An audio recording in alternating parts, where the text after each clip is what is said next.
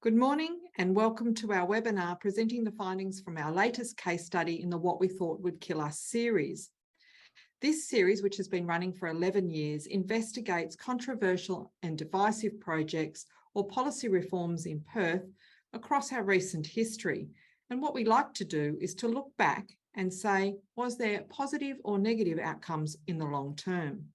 Case study number 8, which we are presenting today, examines the previously controversial activity of dining alfresco. In opening this event, can I acknowledge that we're meeting on Whadjuk country, part of the Noongar Nation, and pay my respects to elders past and present, to any Aboriginal people joining us today.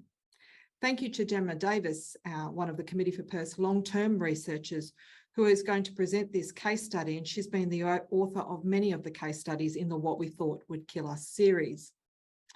Today's webinar is scheduled to run for an hour. We have a presentation and a short video, which will take about 20 minutes, and then it will be over to you for questions and answers. And we think in the case of this case study, probably a little bit of nostalgic reminiscing as well.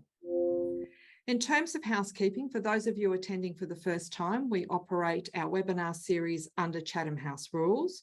The team is in the background and they are managing all of the technology. If you have any issues, either put them in the chat button or call the office and someone will help you. You're all muted and we can't see your video so that we can get a clean recording. If you'd like to ask a question, the easiest way seems to be to use the Q&A button and then I can moderate accordingly. If you've got quite a convoluted question though, put your hand up and Amanda will unmute you. So please make sure that when you're posing a question that you actually have a name in your Zoom profile because I won't take questions from people who are marked as anonymous. So let me introduce Gemma Davis to you. I would imagine that most of you, she needs no introduction. She's a research policy and strategic planning professional with 20 years experience working in Australia, New Zealand and the Republic of Ireland. She's been a long-term consultant to the Committee for Perth, my partner in crime in almost every piece of research that we have done. She's currently the Director of eScientific Limited in New Zealand and was previously our Research and Policy Specialist. She is an Honorary Research Fellow from the University of Western Australia. As I said, Gemma has authored many of our reports, including Towards a Bright Future, Get a Move On, Perth's Pathway to Prosperity, and more recently, The Future of Work. So Gemma, over to you to take us through the Alfresco case study. And I think we've both agreed this was one we didn't think would be in our long shopping list of things to go back in time about, but it was incredibly controversial.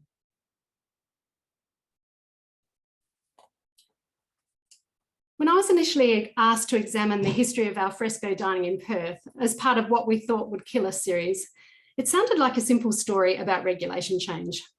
But it soon became apparent that the story was much bigger. It's a story of Perth's transformation from a small post-colonial outpost into an increasingly culturally diverse and outwardly focused city. The story encapsulates on a small scale many of the fundamental drivers and elements associated with change, including crisis, advances in science and technology, human ambition, hardship, social conflict, environmental challenges, opportunity, risks, political leadership and tensions. It's also a story that highlights the need to embrace the constant journey of change that people are on and ensure that our systems, regulations and processes are designed in a way that allows for and encourages positive innovation and good ideas. It's a story of parts. The first part is a story of post-colonial Perth, the gold rush and problems of disease and racism. The second part is a story of ingenuity in Fremantle, driven by the diversity and hardship faced by immigrants. And the third is a story of an event that catalysed change, the America's Cup. By way of background, the What We Thought Would Kill Us series has examined some of the most controversial projects in Perth, including Hillary's Marina, the Graham Farmer Freeway and the Bell Tower. This report is the 8th in the series. One of the first things that struck me when I started researching this story was that many of the characteristics that we love about Perth today were evident relatively early in its post-colonial history. The opportunities provided by Perth's climate for people to connect with and live their lives in the outdoors were immediately appreciated by some people who came to the settlement more than 100 years ago. In 1896, an article about Western Australia in the Sydney Mail and New South Wales Advertiser waxed lyrical about the state's climate and envisaged a future when the people of WA would live lives akin to cultures lining the Mediterranean Sea. Life is alfresco, the author wrote, and if bright vine skies, sweet rural prospects, luscious fruits and wines, and an easy working day go for anything, this will assuredly be so. This vision of Perth in many ways aligned with the images of the past that I've become familiar with growing up in Perth and have lined the walls of many homes. Images of crowds of happy beachgoers gathering at Cottesloe, families enjoying lazy picnics along the Swan River. But this vision was far from reality in post-colonial Perth. The Swan River colony was slow to attract settlers. In 1868, 18,400 Europeans lived in the southwest portion of the colony, and about half of these people were male convicts who were deployed in the public works projects throughout the state. The turning point in terms of population growth came with the discovery of gold in Halls Creek, followed less than a decade later by the discovery of large deposits of alluvial and reef gold near Kalgoorlie. This second discovery sparked a gold rush and men flocked to WA from around Australia and the world. At the time, Melbourne was experiencing a severe depression, and a lot of men grasped at the opportunity to try their luck in WA. But Perth and the state in general were in no way prepared for the influx of men. Sanitation was poor, water supplies were extremely scarce, and accommodation was very overcrowded. The result was that life was tough. Prices for essential goods were high, and diseases such as dysentery and typhoid were rife and spread rapidly with devastating impact. Limited knowledge about disease transmission exacerbated these problems. And in WA, many people believed that diseases were spread through the air. This undoubtedly hindered action to improve access to safe water supplies and sanitary sewage disposal in Perth and the Goldfields. And despite this, there were champions for change. In 1897, then member of the Legislative Council of Western Australia, the Honourable A.B. Kidson, pleaded for the state government to make progress by bearing the cost of developing a deep sewage system for Perth to address the pandemic. They've been dying in their hundreds, he said. The percentage last year or two has increased at an alarming rate, and yet the government sit down and do nothing. We know perfectly well that Perth is the most unhealthy city in the Australian colonies. Another issue that was immediately apparent to the arrivals in Perth and WA, especially from Europe, and which had a big impact down the line on alfresco dining, were flies. Flies were a part of the Western Australian ecosystem that were hard to avoid and ignore, and while they were initially treated as a nuisance, in the late 1890s, flies took on a new significance as science began to join the dots between insects and the spread of infectious disease. During the late 1800s, international researchers discovered and demonstrated the role of the mosquito in spreading diseases such as malaria, yellow fever, the rat flea in spreading bubonic plague, and the body louse in spreading typhoid fever. This information became common knowledge and meant that the humble fly was no longer viewed as an irritating part of life in the colonies, but as an evil and deadly vector of disease. Significant public health efforts were made to control flies, and these included regulations and messages focused on ensuring that flies were controlled and kept away from food and food preparation areas. The arrival of insecticides for home use brought this message strongly into the public domain, with campaigns like Mortein's Louis the Fly embedded in the Australian consciousness, and I think we all remember those ads. Fly numbers were high in WA, and significant progress was not made to reduce them until the CSIRO's dung beetle program in the 1970s and 1980s. Another part of the post-colonial world that plays a role in this story, and a very sad role, is racism.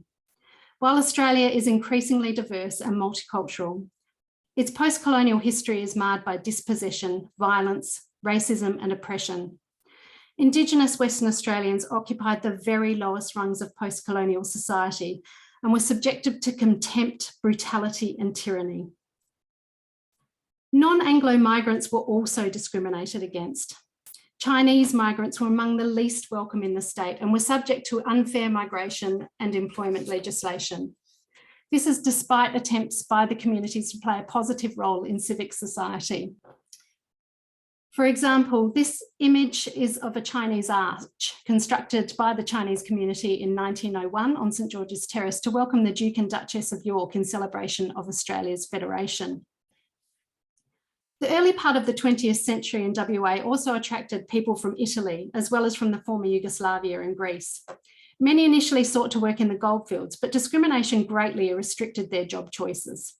In response, immigrants tended to gather together in cultural groups to support each other socially and economically. And while these groups often fostered and supported the needs of individuals, they attracted disdain from the wider community.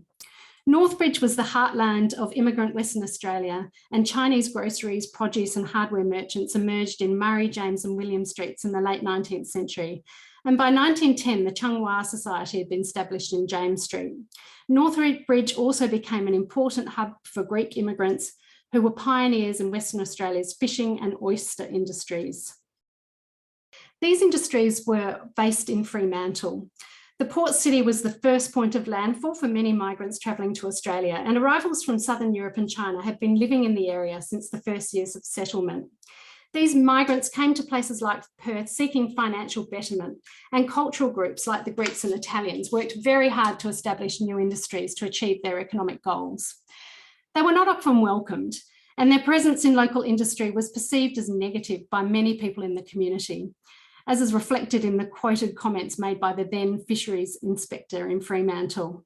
Difficulties obtaining employment outside their own community groups meant that non-British immigrants often established businesses specifically to meet the needs of their own communities. Northbridge became Perth's Little Italy and was home to Italian grocers, fruit sellers, fish wholesalers, restaurant keepers, fish hawkers, tailors, butchers and hardware merchants. Fremantle was also a hub of Italian enterprise, and new businesses established in the 1950s and 60s, for example, included restaurants like the Capri and the Roma, which started out to serve the Italian community and became regionally renowned and were staples of eating out in Perth for decades. And I think many of us remember going to these restaurants as kids. People in Perth still loved the outdoors, but by the middle of last century, eating and drinking outdoors was still mainly limited to beer gardens, backyard barbecues and fish and chips. It took another couple of decades, and the vision, ingenuity, and tenacity of a single Italian cafe owner to put the idea of commercial alfresco dining on the menu. When Nunzio Gumina purchased Papa Luigi's Cafe in Fremantle in the 1970s, business was tough. Focused on serving the local Italian population, according to Gumina, his core clientele would arrive at 9 a.m. for coffee and then would sit there for 3 to 4 hours chatting, but not consuming anything. In the evenings, groups of young men would arrive to play the gambling machines and would stay until 10 or 11 p.m. at night. They were often antisocial, and their behaviour drew complaints and criticism from council. Soon after purchasing the business, Gumina was threatened with closure. He didn't take a typical pathway out of this problem. Gumina decided to close the cafe early in the evenings and go to the nightclubs and other places to keep the young men out of trouble and stop them ending up in jail for the night. According to Gumina, the key to changing the behaviour of these young men was not the law or the police, but appealing to their family values.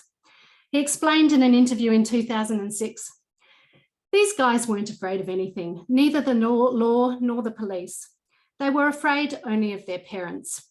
Growing up in Fremantle, I already knew most of the parents and some of the relatives. So if they made any mistakes, I would say, 'Look, now, I'm calling your mother.' They would say, 'No, please, please.' So I would tell them, 'Then be good.'" He made positive progress with the young men and in turn earned a good reputation in council, which set in motion the potential to achieve his dream of making his cafe Alfresco, just like the cafes in Italy. Yet his application to Fremantle Council for 3 tables outside on the footpath initially caused uproar. The argument against the proposal was that the footpath was public property and was for the people, not for anyone else or for business. But Gumina was in luck.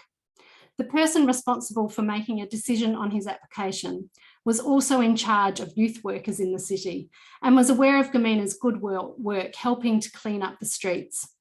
After 3 to 4 months of consternation, he was offered a 3-month alfresco trial. The trial was a success, and Gemma received the first alfresco permit in Fremantle's. This was the birth of Fremantle's cappuccino strip. And although the transformation was slow, it was a few years before other businesses followed suit, ultimately transforming South Terrace into the heart of Fremantle and creating a multicultural buzz unlike any experienced in Perth or WA before. Despite the success in Fremantle, alfresco dining remained off limits in other parts of Perth. Authorities were still worried about the potential negative health impacts of flies on food and food served outdoors. There was also concern about outdoor dining causing problems, including the consumption of alcohol and obstructions to pedestrian movements. Despite these concerns, in 1985, amendments to state legislation and food hygiene regulations were introduced to enable local authorities to approve outdoor dining. But they didn't please everyone.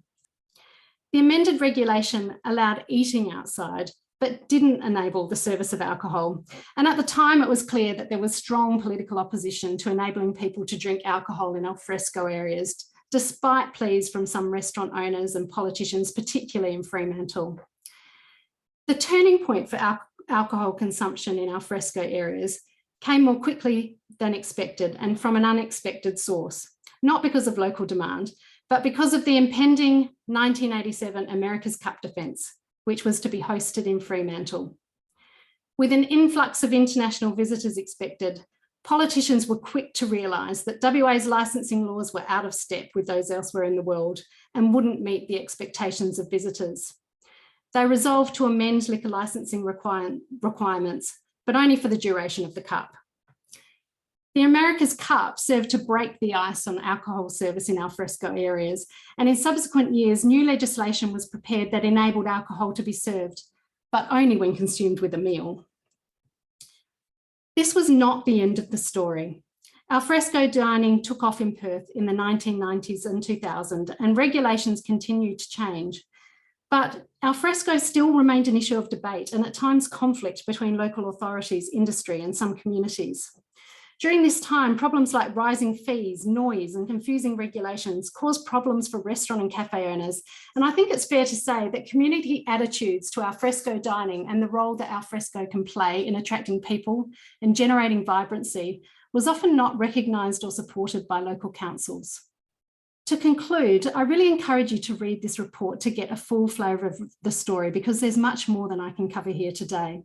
But some of the messages that I've taken from researching and writing this report include the need for regulations to keep pace with change and not to stifle opportunity or successes. The need to support small good ideas that come from the bottom up, because they can and often are the seeds of transformation. And the importance of recognising the role that diversity and hardship can play in innovation. Thanks for your time.